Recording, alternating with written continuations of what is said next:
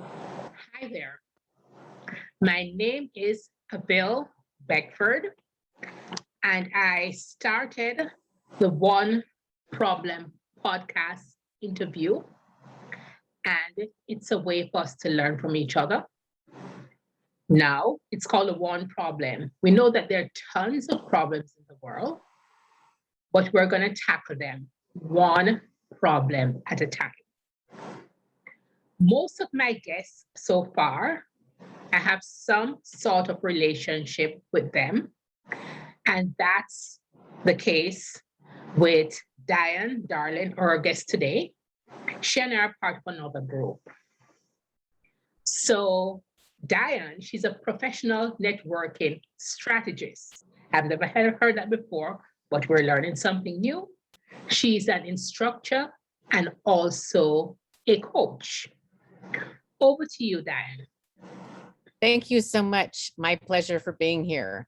So my problem that I am tackling most these days is learning to say no. And I admire little kids that just say no, no, no. They don't mind. They'll say it once. They are very persistent at their no. But as we grow up, it's not nice, da da da da da. And so my challenge has been, I always want to help people. I always want to give to them. I want to, see their success. But I'm realizing as I'm saying yes to them, I'm actually saying no to me, because I'm devaluing what I need to do for my own time and take care of myself. So my solution for this has been being willing to say no in a thoughtful way, in a kind way, in a specific way, so they understand why I'm doing this. So example was today, I got a call from somebody who said, I hear you're good at networking. I wanted to see if you could have contacts with me because I'm trying to advance my career, et cetera, et cetera. And I said, sure, here's what I can do. And she goes, well, I already have a coach. And I said, well, then your coach should be helping you with this. And then, well, I'm just looking for contacts. And I said, I don't give my contacts away unless I have vetted the person. I hope you can understand that these are relationships I've had for many, many years. And then I realized I don't need to explain. I just simply need to say no. So I think one thing that we find ourselves doing is we want to help other people, but we need to be sure, like that saying they have on the airplanes, put on your own oxygen mask first before you try helping somebody else. And Southwest has a funny thing, because it usually says before helping children.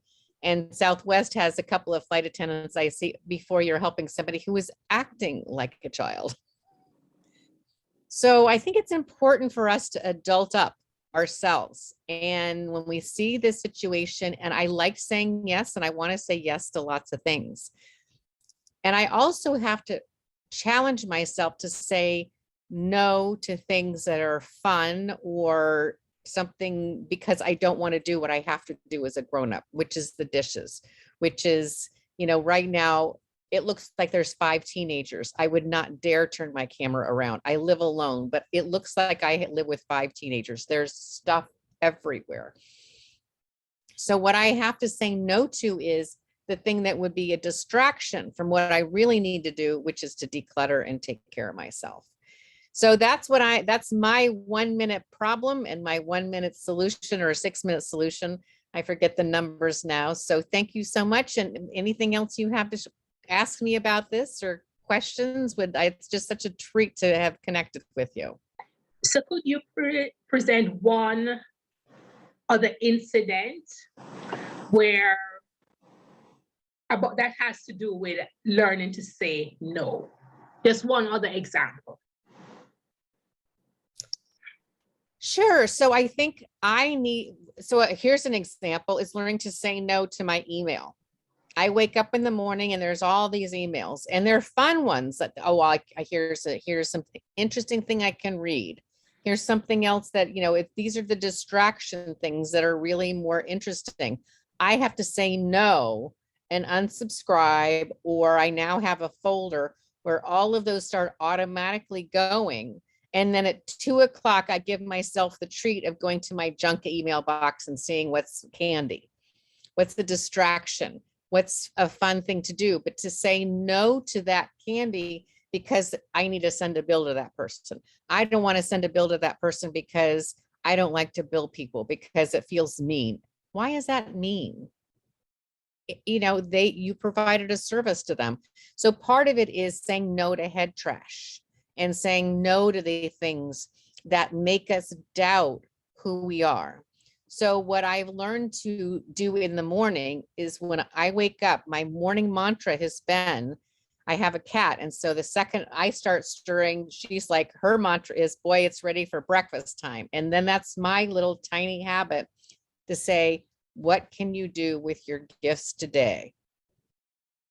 We all have gifts. What can I do with my gifts today? One of the things I'm doing with my gift today is to spending time with you. You know, so part of it is, but that also means I'm going to say no to going back to bed. I'm going to say no to, you know, being lazy or whatever it might be. So we have these battles in our heads. And I think it's important for us to stand up for ourselves in our heads. The other day I was saying to somebody, we were talking about how I just don't like water. It's boring to drink water, but you're supposed to be drinking 6 glasses of water. And someone said, well, do you know that what you're actually doing is you're nourishing your brain when you drink water? Your brain gets actually kind of dehydrated. I'm like, well, I don't want my brain to get dehydrated. It's this idea of this, kind of, shriveled up brain. And so I'm like, it has been not a problem for me to drink water ever since that person said to me, you need to nourish your brain. Thank you so much, Diane. It is my pleasure.